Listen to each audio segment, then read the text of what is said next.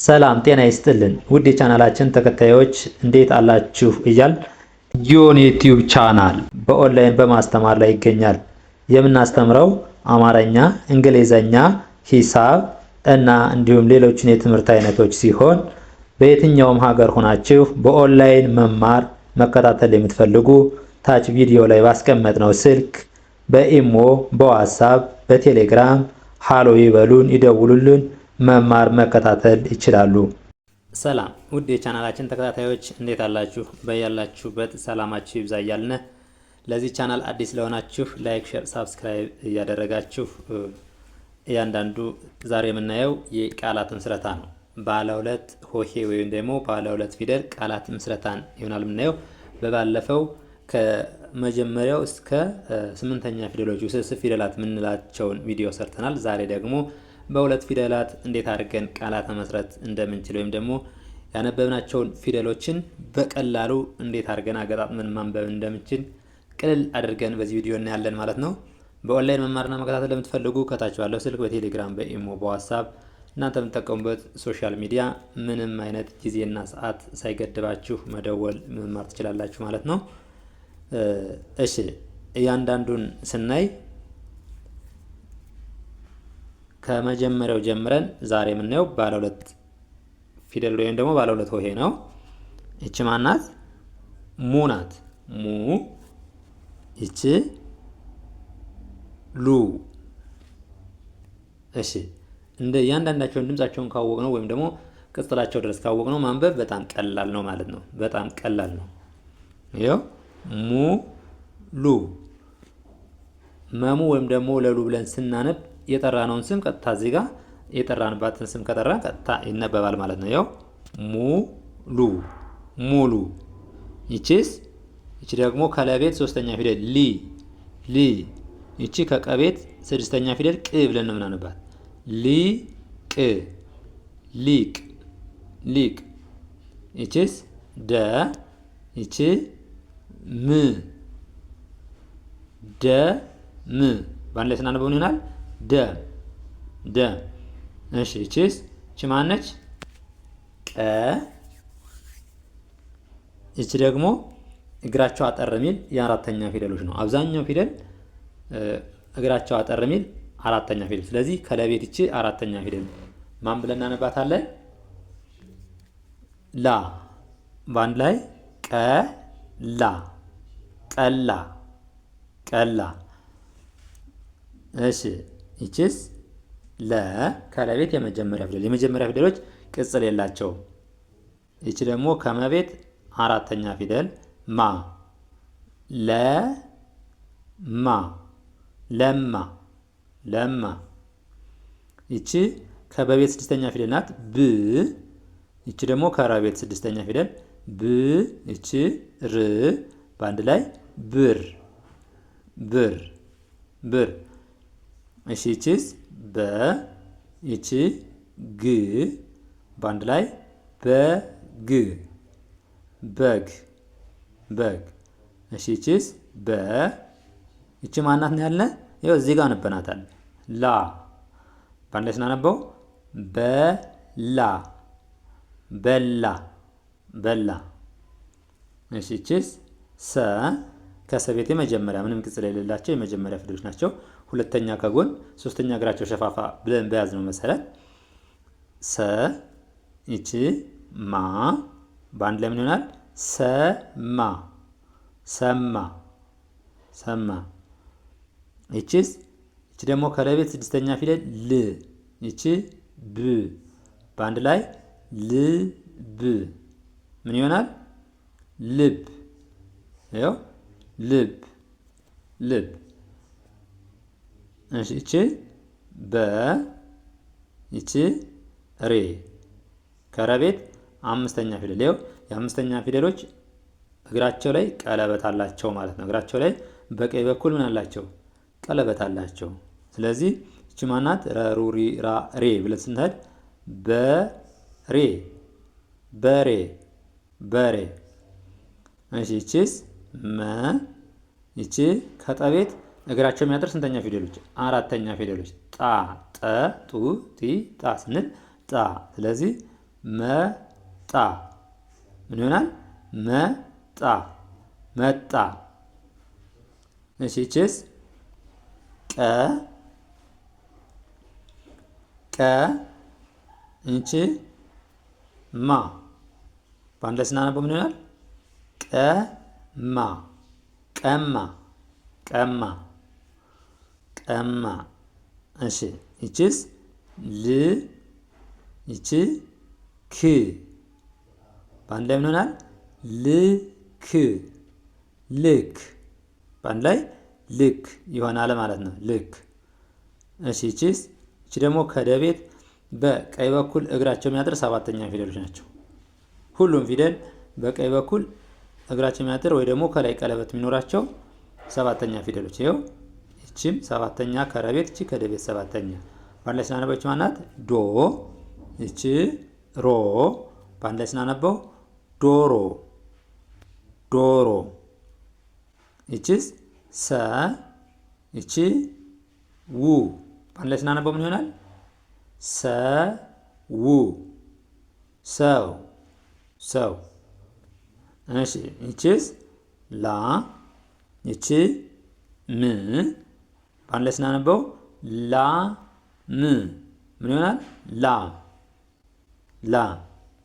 ይቺስ ው ይቺ ሃ በአንድ ላይ ስናነበው ው ሃ ምን ይሆናል? ውሃ ውሃ።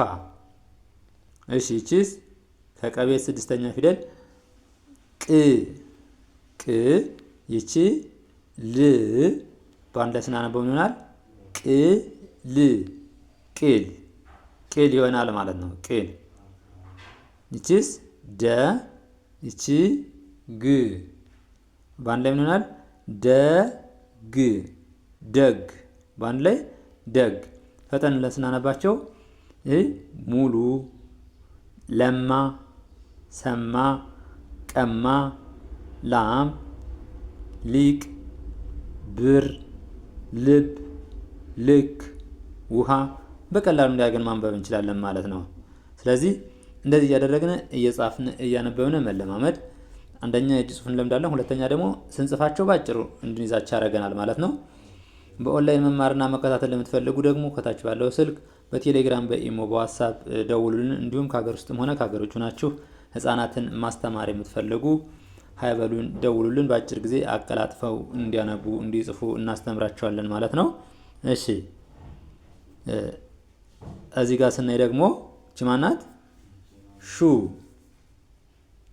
ሹ እቺ ካ በአንድ ላይ ምን ይሆናል?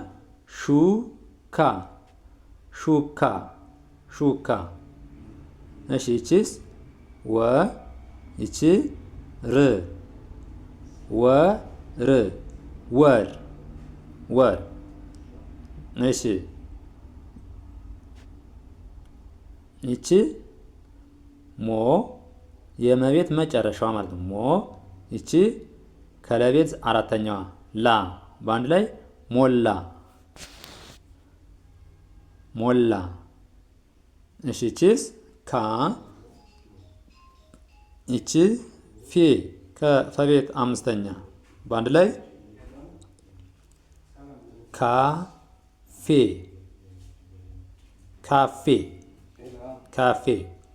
እሺ ይቺስ ከቤት ሶስተኛ ኪ ይቺ ኪ ይቺ ሎ በአንድ ላይ ኪሎ ኪሎ። እሺ ይቺ ሎ ይቺ ሚ በአንድ ላይ ስናነበው ምን ይሆናል? በአንድ ላይ ሎ ሚ ሎ ሚ ሎሚ ሎሚ። እሺ ይቺስ ወ ይቺ ፍ በአንድ ላይ ወፍ ወፍ። ይቺስ ተ ይቺ ራ በአንድ ላይ ተራ ተራ ተራ። እሺ ይቺስ ወ ይቺ ር በአንድ ላይ ወር። ይቺስ ሙ ይቺ ሴ በአንድ ላይ ሙሴ ሙሴ ሙሴ። እሺ ይቺስ ገ ይቺ ቢ በአንድ ላይ ገቢ ገቢ በአንድ ላይ ምን ይሆናል? ገቢ ገቢ። እሺ ይቺስ ጠ ይቺ ላ በአንድ ላይ ጠላ ጠላ ጠላ።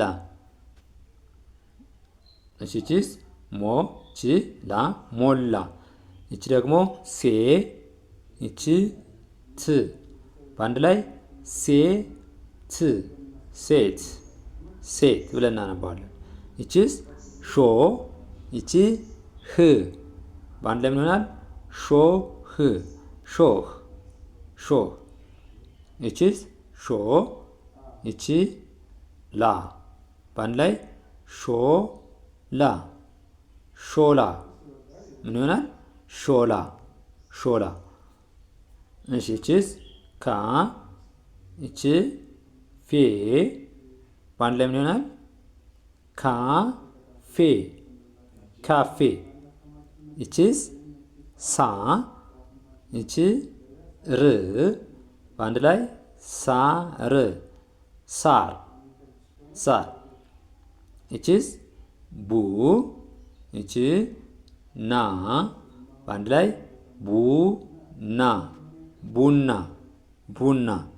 እሺ ይቺስ ሴ ይቺ ራ በአንድ ላይ ሴራ ሴራ። እሺ ይቺ ኪ ይቺ ሎ ኪሎ በአንድ ላይ ኪሎ ኪሎ ኪሎ። ይቺስ ከ ይቺ ሳ በአንድ ላይ ከሳ ከሳ ከሳ። ይቺ ቤ ይቺ ት በአንድ ላይ ቤት ቤት። ይቺ ቁ ይቺ ራ ቁራ በአንድ ላይ ቁራ ቁራ። እንደዚህ እያደረግን መለማመድ እንችላለን ማለት ነው። ፍትን ብለን ስናነበው ይሄን ለምሳሌ ይኸው ሎሚ ሙሴ ሴት ሳር ከሳ። ልክ እንደዚህ እያደረግን ይኸው ቡና ቤት በቀላሉ ማንበብ እንችላለን ማለት ነው። ለዛሬ ይዘንላችሁ የመጣን ይህን ይመስላል።